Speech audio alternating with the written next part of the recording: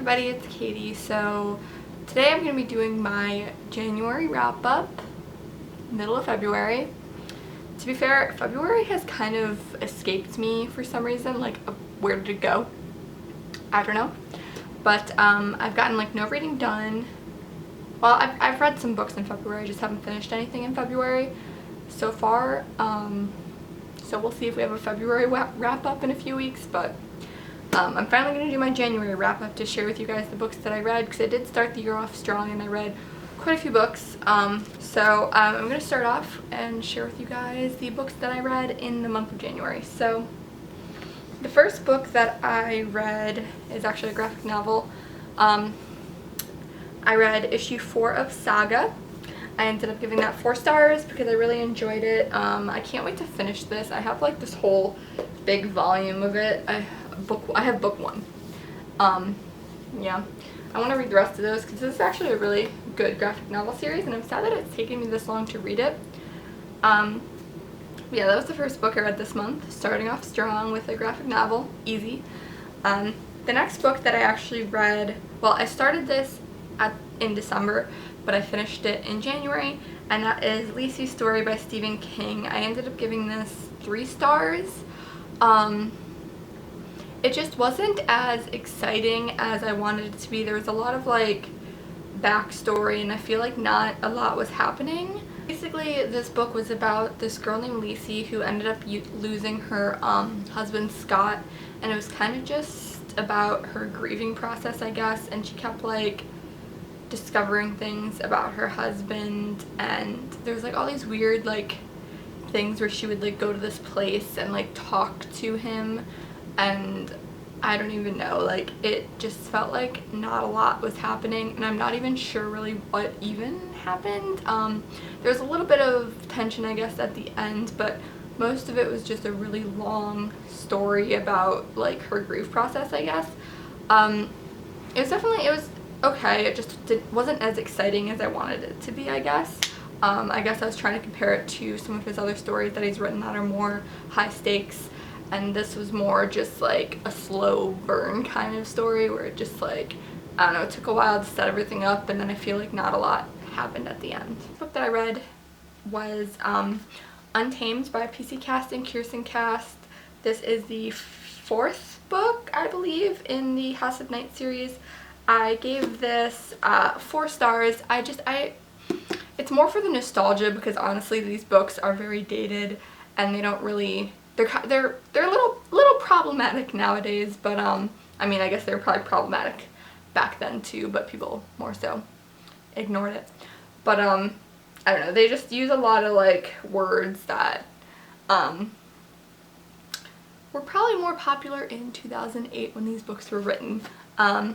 But yeah, they're okay, they're fun, they're like, they're more young.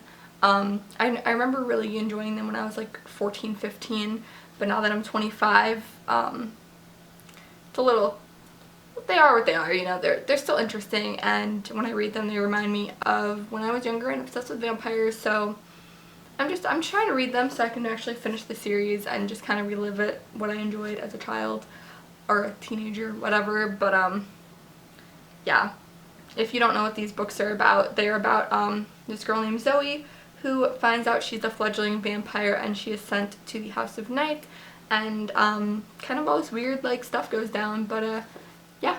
The next book that I ended up reading was Serpent and Dove by Shelby Mahiran, I think that's how you say it.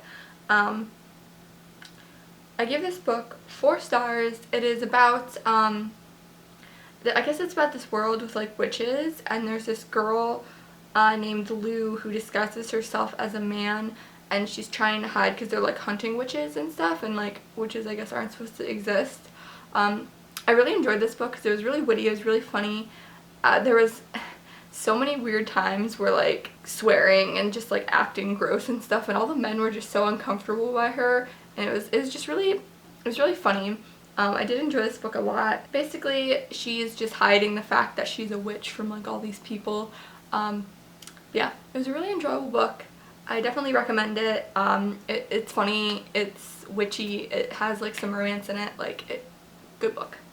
The next book I read was Wilder Girls by Rory Powers. I ended up getting this 3 stars. This book is basically about like a group of 12 girls who live on this island, I guess, and they all have these like weird quirks about them. They're kind of like supernatural abilities or like stuff like that. Hi Vader. Hi baby. You want to say hi? Oh, I think okay. Sorry, I had to reread the summary to remember what I was thinking when I was reading this. But basically they're on this island. They're secluded on this island, and there's something called the tox that like gives them these weird quirks and abilities that they have. And basically they're promised a cure. They're promised a cure, and I don't know, I just didn't like the way it ended, and I felt like there wasn't a lot of like action that happened in the book, so I gave it 3 stars. It was still an enjoyable story, it just wasn't, I wanted more out of it, so that's where I'm with that. And then the next book that I read was Girls of Storm and Shadow by Natasha Vader. Ugh.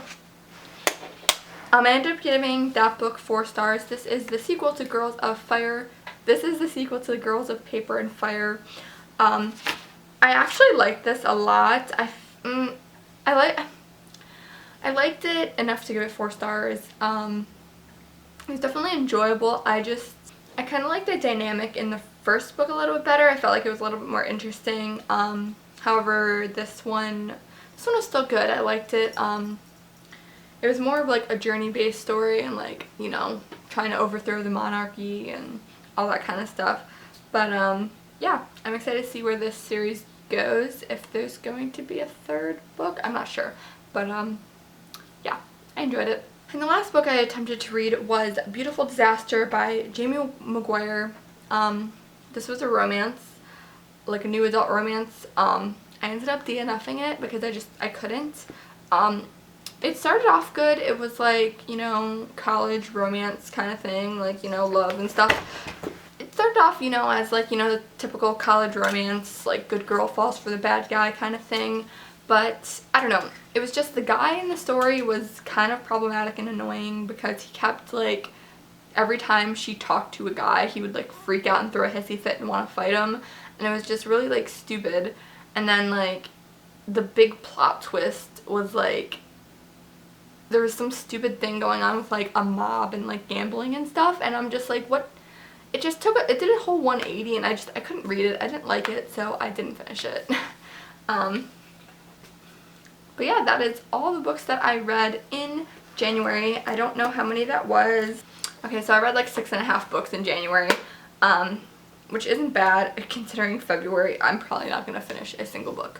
But we'll see, because I'm in the middle of like 5 books, so we'll see if I actually finished any of them this month and can do a wrap up for February. But yeah, this has been my very delayed wrap up for January. I hope you guys enjoyed it. Leave a comment down below letting me know what books you read in January, and I will see you next time. So, bye!